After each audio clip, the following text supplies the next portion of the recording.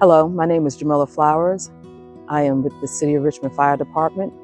I'm serving as the Captain of Fire Training Academy with a total of 24 years.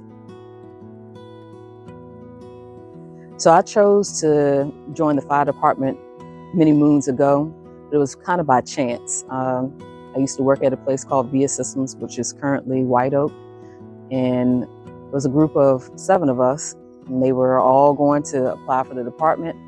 And me at the time, I was about 22 years old, and I had no desire at all to join the fire service. And friends was like, "Hey, well, we're going to apply. You should do it too." And I said, "Okay." I went ahead and took a chance.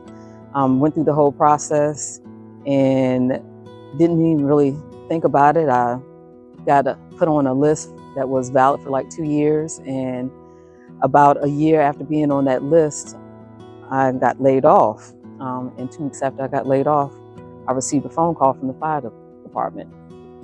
And still wasn't sure about it.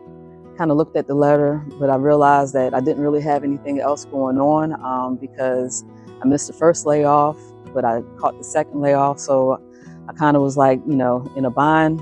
I had a young daughter, apartment, just kind of, life was throwing things at me. And I said, well, let me see how this is going to pan out. And I went through the interviews, and I still kind of was like questioning myself, was this really something that I really wanted to do? I've always been a hands-on person, very sociable, and just, like helping people. So I kind of talked to a cousin that was already in the service with the department, and he said, this is a good career for you. So once I got through the interviews and I actually got through, getting through the hiring process and actually got an offer letter, I said, you know what, I'm going to go ahead and take this chance. And 24 years, I'm still here striving, and I love everything about the fire service. It's been a great career. It has its ups and downs, calls that you can always remember, people that you always remember, but it's been a blessing and a great choice.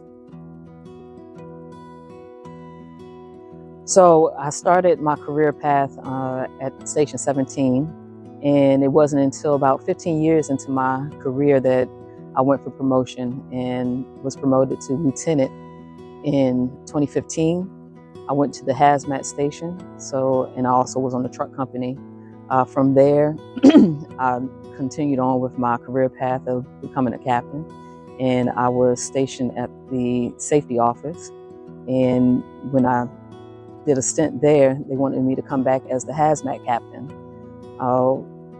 Currently, I was at the hazmat station, and I had an assistant chief come to me and say, "Hey, we have the safer class coming up, and about 25% of that class is females, and we want a positive role model for those females coming in.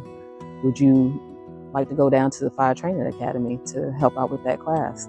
And I was like, sure. So I started down here at the Training Academy March of 2023, and I've been here ever since.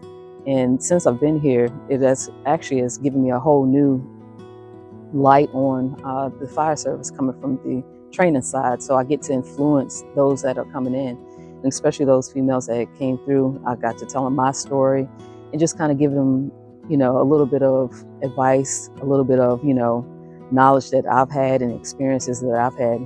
And I feel like, that's been a positive role for my career path, is just kind of bringing up those that have come, that have fallen behind me. I always was told, don't forget those where you came from, and to bring somebody up along with you. So my career path is to continue to try to grow.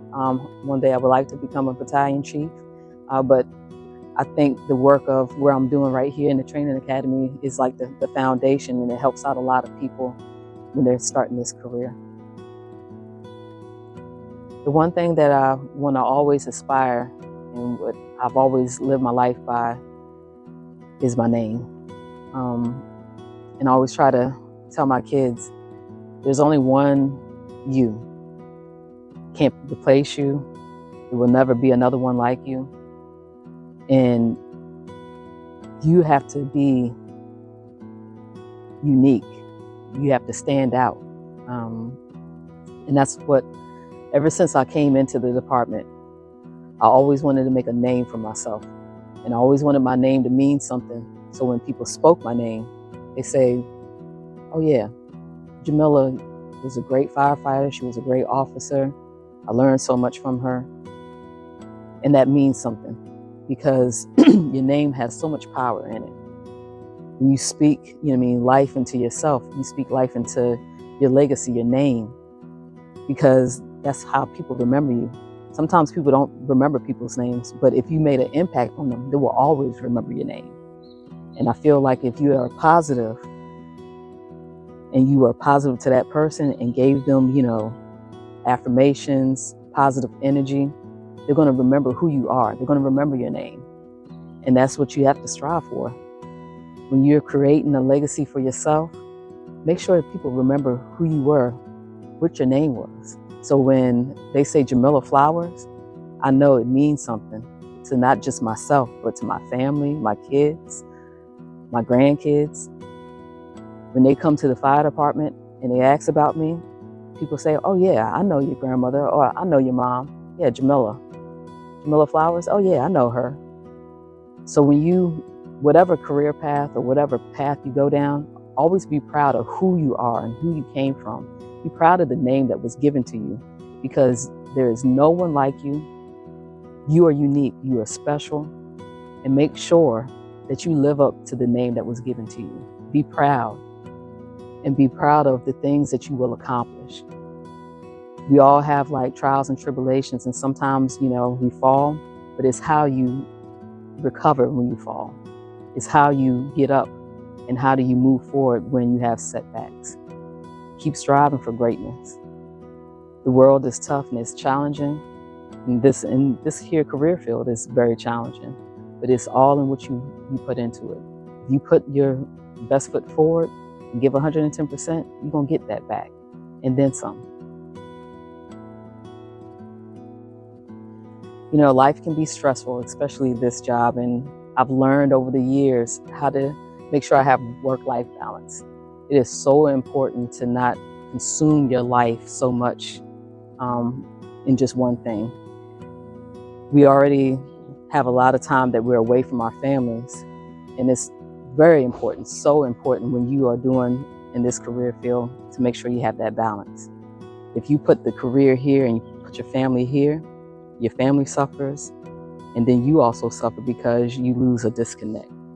And how I dealing with stress, I never bring work home. Now my kids sometimes will ask me, about a fire or a call or something like that, but I always make sure that when I'm home, I'm home. And when I'm at work, I'm at work. That way I don't mingle the two, because when I'm at home, my family deserves my time. And sometimes that's hard for people to separate work and life. And you have to separate them. Sometimes they can mingle, but you really have to separate them in order to make sure that you don't stress out, you don't have nervous breakdowns, because you will see things, and you have to have positive outlets. My outlet is music. I love music, and I love to be around family. So we listen to music, we go do things as a family, because that's my outlet, and it makes my stress go away, because I know at the end of the day, I do have a family to come home to. And I know when I'm at work, I make sure I have fun at work, especially with, the people you work with, because that's like a second family. In the fire service, you have a second family. Now, does your family sometimes get on your nerves? Of course. But you always have to remember that y'all are there for one another. Use those outlets, build those relationships.